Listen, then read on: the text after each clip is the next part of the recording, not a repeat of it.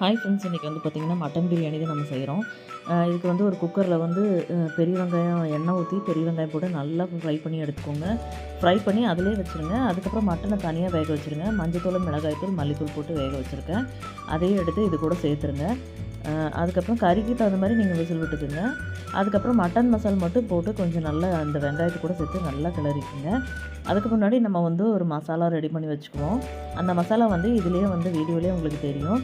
இதில் வந்து என்ன அப்படின்னா ஏலக்காய், பட்டை, கிராம்பு, பிரியாணி இலை, அதுக்கப்புறம் வந்து பார்த்திங்கன்னா நட்சத்திரம், அந்த ஸ்டார் அனஸ்ன்னு சொல்லுவாங்க, அது ஒன்று எல்லாமே சேர்த்து நல்லா பொடிச்சுக்குங்க. அது கூட கொஞ்சம் ஜீரகம், கொஞ்சம் சோம்பு ஒரு ஸ்பூன் போட்டுக்குங்க. கிராம்பு மட்டும் ஒரு 4.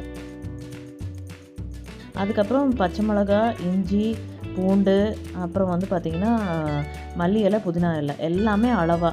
இது எல்லாமே வந்து நான் டிஸ்கிரிப்ஷனில் கொடுக்குறேன், செக் பண்ணி பார்த்துருங்க. அப்புறம் தக்காளி, அந்த நான் இஞ்சி பூண்டு வெங்காயம், பச்சை மிளகா சொன்னாலே அது தனியாக நீங்கள் அரைச்சி வச்சுக்கணும். அரைக்கிறதும் நான் வந்து டிஸ்கிரிப்ஷனில் கொடுக்குறேன். அப்புறம் ஒரு தக்காளி ஆட் பண்ணிக்கோங்க.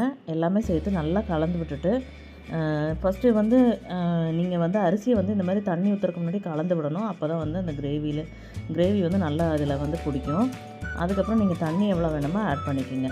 இது வந்து நான் நார்மல் ரைஸாக ஆட் பண்ணுறேன். நீங்கள் ஜீரக சம்பா ஆட் பண்ணுறீங்க அப்படின்னா அதுக்கு தகுந்த மாதிரி தண்ணி ஆட் பண்ணிக்கோங்க. ரைஸுக்கு தகுந்த மாதிரி நீங்கள் வாங்குகிற கடையிலே கேட்டிங்கன்னா அவங்க வந்து எவ்வளோ தண்ணி ஊற்றணும் அப்படிங்கிறது சொல்லுவாங்க. அதுக்கு தகுந்த மாதிரி ஊற்றிக்கிங்க. மட்டன் வந்து ஆனால் தனியாக வேக வச்சுருங்க. அதுக்கப்புறம் வந்து பார்த்திங்கன்னா மட்டன் வேக வச்சு அந்த தண்ணியும் நான் இது கூட ஆட் பண்ணிடுறேன்.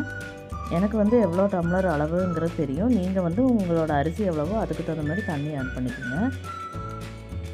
இது நல்லா கலந்து விட்டதுக்கப்புறம் குக்கர் மூடி போட்டு விசில் விட்டுறலாம்.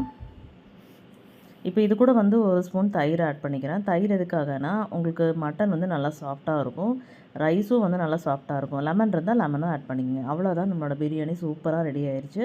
இது கூட வந்து நான் ரத்த பொரியலும் குடல் கறியும் இது கூட ஆட் பண்ணி நான் சாப்பிட போகிறேன். நீங்களும் செஞ்சு பாருங்கள் ஃப்ரெண்ட்ஸ். தேங்க்யூ.